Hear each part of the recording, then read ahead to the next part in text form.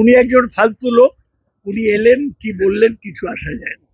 উনি তো তৃণমূল থেকে পালিয়ে বিজেপিতে গিয়েছে। উনি একজন গদ্দার। এটা কি কোনো স্বার্থে গিয়েছিলেন? আপনি তো সমঝোতা করার চেষ্টা করেছিলেন। হ্যাঁ, নিশ্চয়ই স্বার্থে গিয়েছিল। কি স্বার্থ সেটা উনি বলুন। উনি একজন ফালতু লোক। উনি এলেন কি বললেন কিছু আসা যায় না। উনি তো তৃণমূল থেকে পালিয়ে বিজেপিতে গিয়েছে। উনি একজন গদ্দার। এটা কি কোনো স্বার্থে গিয়েছিলেন? আপনি তো সমঝোতা করার চেষ্টা করেছিলেন। হ্যাঁ, নিশ্চয়ই স্বার্থে গিয়েছিল। কি স্বার্থ সেটা উনি বলুন। প্রধানমন্ত্রী আসেননি, কিন্তু দিলীপ ঘোষ, সুকান্ত উপস্থিত আছে। এতে কি কোনো লাভ হবে? এরা প্রধানমন্ত্রী আর দিলীপ ঘোষ সুকান্ত মজুমদার এক হলো?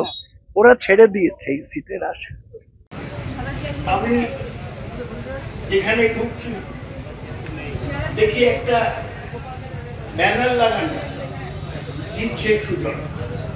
আপনারা বুদ্ধিমান লোক। আমি আপনাদের একটা কথা বলি যে ভোট ম্যাজিক নয়, ভোট মানে অঙ্ক।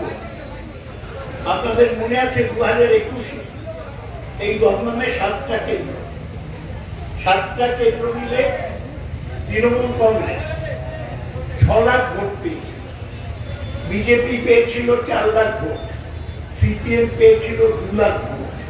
2 লাখ থেকে 6 লাখে কি করে যাবে এরকম কোন ম্যাজিক সিপিএম এর নেই।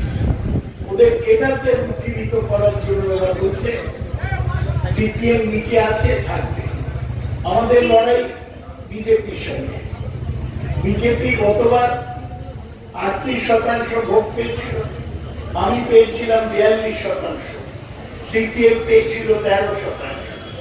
বিজেপির এত ভোট এলো কি করে? সিপিএম 16% ভোট বিজেপিকে ট্রান্সফার করেছিল। বামের ভোট নামে গিয়েছিল। লজ্জা করে না সিপিএম? তারা নিজেদের ভোট তৃণমূলকে হারাবার জন্য বিজেপিকে দিয়েছে, আর ওরা বলে যে ওরা সাম্প্রদায়িকতার বিরুদ্ধে লড়াই করছে। আজকে ওরা উভয় মিলে লড়াই করছে। তৃণমূল যে জায়গায় আছে সেখানে বিজেপি সিপিএম কেউ কাছাকাছি পৌঁছতে পারে না। আপনাদের মনে রাখতে হবে যে আরো 3 বছর মমতা ব্যানার্জি রাজ্যের মুখ্যমন্ত্রী হয়েছে। তিনি মুখ্যমন্ত্রী থাকা মানে 68টা জনকল্যাণমূলক কাজ করা। তিনি ক্ষমতায় থাকা মানে লক্ষ্মীর ভান্ডার। এখানে অনেক মহিলারা আছেন, আপনারা বলুন হাত তুলে কে লক্ষ্মীর ভান্ডার পেয়েছেন। হাত তুলে বলুন যারা লক্ষ্মীর ভান্ডার পেয়েছেন, দয়া করে হাত তুলুন। সবাই হাত তুলছেন। দিতে পারবে 34 বছরে এই সিপিএম মহিলাদের জন্য 100 টাকা দিয়েছে, মমতা ব্যানার্জি 1000 টাকা দিয়েছে, এবং 1000 টাকা দিয়েছে শুধু বলেছি যে 60 বছর বয়স হয়ে গেলে তারপরেও মহিলারা যতদিন বাঁচবেন এই 1000 টাকা পাবেন। বিজেপি যদি, সিপিএম তো করেনি, আর বিজেপি যদি বেশি ভোট পায় তাহলে বিজেপি লক্ষ্মীর ভান্ডার বন্ধ করে দেবে। এই বাংলা মায়েদের থেকে কেউ লক্ষ্মীর ভান্ডার ছিনতাই করে নিতে গেলে মহিলারা নোড়া দিয়ে তাদের দাঁতের গোড়া ভেঙে দেবে। এটা মনে রাখতে হবে। আপনারা বলুন না, সিপিএম 34 বছর ক্ষমতায় ছিল, খুন যখন করেছে, সিঙ্গুরে টাটার হয়ে জমি দখল করতে গিয়ে তাপসী মালিককে ধর্ষণ। শিলভদ্র কিছু নয়, সুজন কিছু নয়, ওরা হেরো প্রার্থী লাখ ট্রাই করতে। লোকে যেমন রেসের মাঠে যায়, ওরা তেমনি দমদমের মাঠে।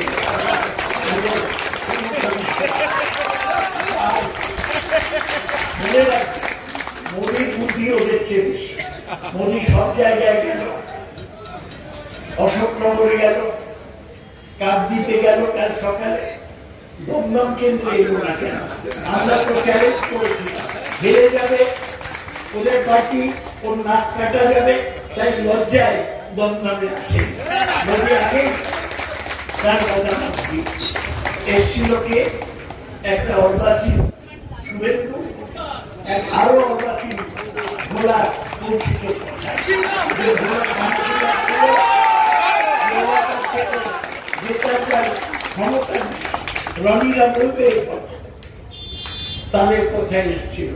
শুভেন্দু নিজে ও তো গদ্দার, মমতা ওকে এমপি করছে।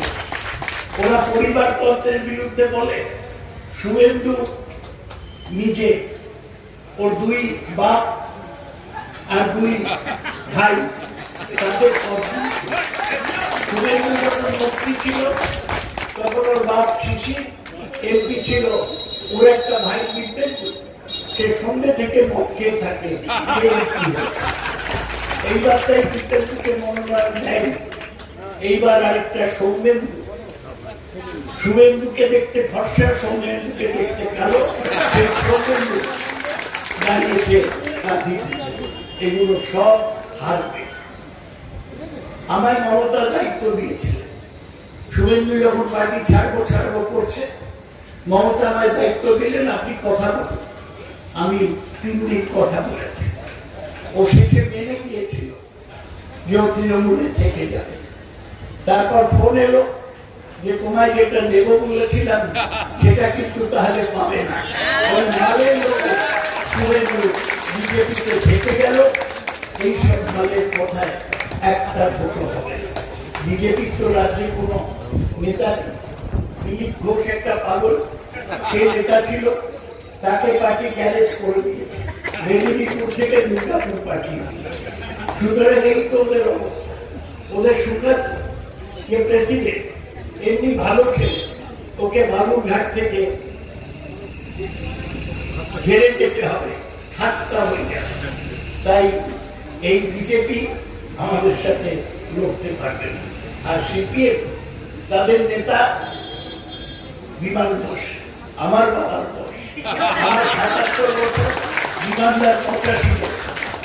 এইসব লোককে দিয়ে ওরা বলছে লাল ফেরাও, হাল ফেরাও, কে ফেরাবে? বিমান ঘোষ। সুতরাং এদের উপর ভরসা করবে না। ভরসা করার একমাত্র দল হচ্ছে তৃণমূল কংগ্রেস, একমাত্র ব্যক্তি হচ্ছে মমতা ব্যানার্জি, তার দক্ষিণ হাত হচ্ছে অভিষেক ব্যানার্জি, যে চ্যালেঞ্জ দিয়েছে 4 লাখ ভোটে জিতবে। ওর বিরুদ্ধে আইএসএফ সিদ্দিকি দাঁড়াবে বলেছিল, সে শেষ পর্যন্ত দাঁড়াবে না। ওর বিরুদ্ধে মোদী একটা মিটিং করতে যেতে সাহস করল না। আমরা যেটুকু শক্তি আপনাদের উপর ভিত্তি করে রয়েছে,